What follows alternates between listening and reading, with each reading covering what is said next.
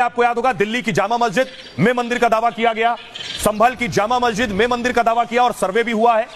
बदायूं की जामा मस्जिद में भी मंदिर का दावा किया गया। इतना ही नहीं, अगली तस्वीर में आपको दिखाऊं, अजमेर दरगाह में भी शिव मंदिर का दावा किया गया, लेकिन अब यह ताजमहल तक पहुंच गया। अगली तस्वीर आपको दिखाने जा रहा हूं, ताजमहल तक पहुंच गया। दावा यह है कि यह ताजमहल नहीं, तेजो महल है। इस पर कोर्ट में सुनवाई हुई, आगरा के डिस्ट्रिक्ट कोर्ट में सुनवाई हुई, न्यायालय जनपद एवं सत्र न्यायालय आगरा, यहां सुनवाई हुई। सुनवाई में यह दावा किया जा रहा है कि यह ताजमहल नहीं, तेजो महल है, मंदिर है ये। देखिए जरा दावा क्या है, फिर आपको बताऊंगा कोर्ट में क्या हुआ। क्या दुनिया का 7वां अजूबा ताजमहल भी एक मंदिर है? ताजमहल या तेजो महल है? यह बहस लंबे वक्त से चल रही है, लेकिन अब ताजमहल के सर्वे की मांग वाली याचिका पर सुनवाई चल रही है। इतिहास में दर्ज है, शाहजहां ने बेगम मुमताज की याद में ताजमहल बनवाया। इस ताजमहल के दीदार के लिए पूरी दुनिया से लोग आते हैं, लेकिन अब दावा है ताजमहल तेजोलिंग महादेव का मंदिर है, जिसे 1194 ईस्वी में बनवाया गया था। अब देखिए जरा ताजमहल या तेजो महल में कोर्ट में क्या हुआ, कोर्ट में क्या दावा किया जा रहा है, कोर्ट में दोनों पक्ष क्या कह रहे हैं। ताजमहल या तेजो महल है, ताजमहल या तेजो महल है विवाद, आगरा जिला कोर्ट में इस पर सुनवाई हुई। मामले पर उत्तर प्रदेश पर्यटन विभाग की तरफ से जवाब दाखिल किया गया। मंदिर पक्ष ने जवाब पर आपत्ति दाखिल करने के लिए वक्त मांगा है, हम इस पर जवाब देना है, वक्त दीजिए। मामले पर अगली सुनवाई 13 जनवरी को होगी। योगेश्वर श्री कृष्ण जन्म सेवा संघ ने 27 मार्च 2024 को केस दायर किया। श्री कृष्ण जन्म संस्थान सेवा संघ ने यहां मंदिर का दावा किया है ताजमहल। उनका दावा है कि ताजमहल तेजोलिंग महादेव का मंदिर है, मंदिर को तोड़कर यहां ताजमहल बनाया गया। तेजो महल है, मंदिर में जलाभिषेक करने की मांग की गई। इस मामले में संस्कृति मंत्रालय, भारत सरकार, भारतीय पुरातत्व सर्वेक्षण विभाग यानी एएसआई, यूपी पर्यटन विभाग को पक्षकार बनाया गया है। मंदिर पक्ष क्या कह रहा है? मंदिर पक्ष के वकील अजय प्रताप सिंह का दावा है 1652 में औरंगजेब ने ताजमहल में रिसाव को लेकर पत्र लिखा, शिल्पकारों के पास उसको लेकर कोई सुझाव नहीं था। एएसआई ने जब ताजमहल के मुख्य गुंबद की मरम्मत शुरू की तो एएसआई को अंदर से गुंबद गोलाकार नहीं मिला, उसमें जगह जगह चूना पत्थर भरा गया था। ताजमहल का अस्तित्व शाहजहां से पहले का है, यह मंदिर पक्ष का दावा है। मूल रूप से यह तेजोलिंग महादेव मंदिर है। राजा परमाल देव ने 1194 ईस्वी में इसे बनवाया था 94 में। एएसआई क्या कह रहा है, यानी पुरातत्व सर्वेक्षण विभाग क्या कह रहा है? 2022 में एक आरटीआई को लेकर एएसआई ने जवाब दिया, ताजमहल मंदिर की जगह नहीं बना, यह एएसआई का कहना है।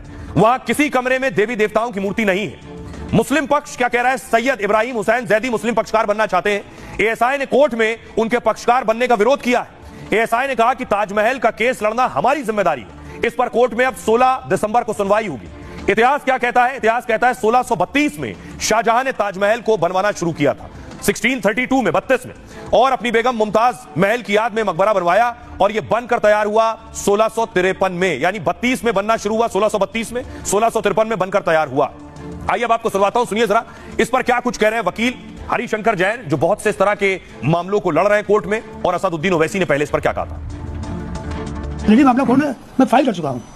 ऑलरेडी कोर्ट में कुतुब मीनार का मामला भी है और ताजमहल का मामला भी है। और ये भी बता दूं आपको कि पूरे देश में जहाँ जहाँ मंदिर तोड़कर मस्जिद बनाई गई हैं, उनको एक एक को वापस लेने का मैं प्रण ले चुका हूँ, चाहे न्यायिक प्रक्रिया द्वारा हो, चाहे विधायी प्रक्रिया द्वारा हो, कानून बना के हो, चाहे कोर्ट द्वारा हो, पर एक दिन लेके रहेंगे, हम उसी दिशा में बढ़ रहे हैं। और देश में कोई भी कानून या फैसला देश की बहुसंख्यक जनता के मन के, उसके हितों के खिलाफ नहीं हो सकता। देश में गेहूं का शॉर्टेज है, मगर कौन जिम्मेदार है? औरंगजेब जिम्मेदार है। देश में कोयला नहीं है, कौन जिम्मेदार है? बाबर जिम्मेदार है। देश में अनएम्प्लॉयमेंट नहीं है, कौन जिम्मेदार है? शाहजहां जिम्मेदार है। रुपया गिरते जा रहा है, तो शॉर्टेज सरकार बोलना चाहिए उसको। तो ताजमहल क्या है भाई? हाई कोर्ट में 2 जजेस ने कहा कि अब तुम कल बोलोगे हमारे चैम्बर में क्या हो रहा है देखना चाह रहे हैं, उसको खारिज कर दिया। लोअर कोर्ट बोलता है नीचे आके देखो। अब बताइए, हाई कोर्ट में बोल रहा है ये।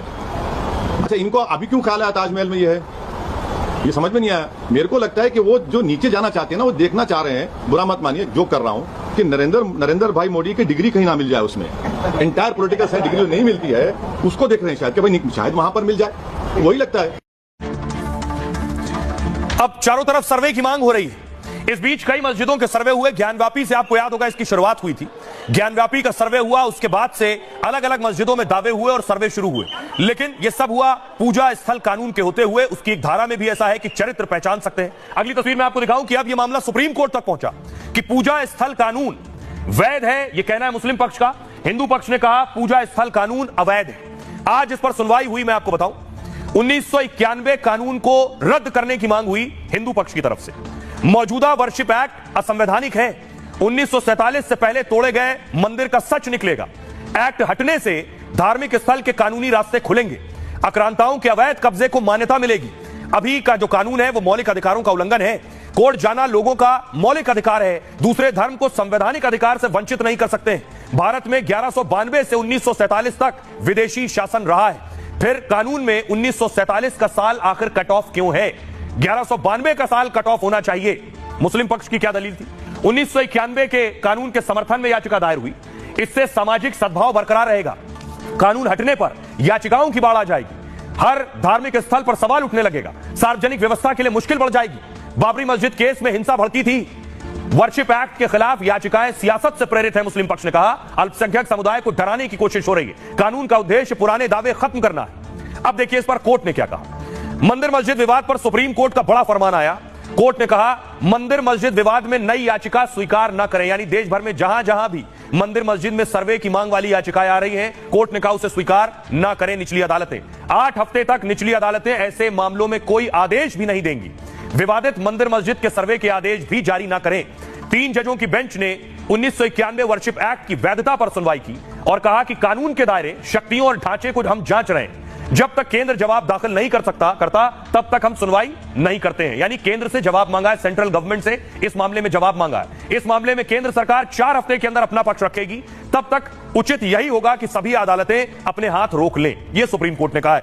अब आपको सुनवाता हूं, सुनिए जरा असदुद्दीन ओवैसी क्या कह रहे हैं जो इस कानून के पक्ष में रहे हैं, और अश्विनी उपाध्याय क्या कह रहे हैं जो इस कानून के खिलाफ है। जो वर्शिप एक्ट बनाया गया था उसका मतलब ये था कि देश में इंस्टेबिलिटी ना हो, दंगे ना हो और देश में अमन रहे। अब हम जो देख रहे हैं खासतौर से संभल में जो हुआ, जिसमें एक ही दिन में केस फाइल हो गया और 1.5 घंटे के अंदर ऑर्डर भी मिल गया, सर्वे हो गया, हिंसा हुई और 5 बेकसूर मुसलमानों की वहां पर पुलिस के जरिए हत्या कर दी गई। कोर्ट को जाना कि यहाँ पर मस्जिद नहीं थी, 500 साल 600 साल पहले ऐसा हुआ, बिल्कुल गलत है। ये अच्छा फैसला है। कम से कम इस पे दंगे नहीं होंगे, लोगों की जानें नहीं जाएंगी। अपोजिट साइड का ये कहना था कि जो देश भर में करीब 18 ऐसे स्थान है जहां सर्वे का ऑर्डर हुआ है उसको रोक दिया जाए।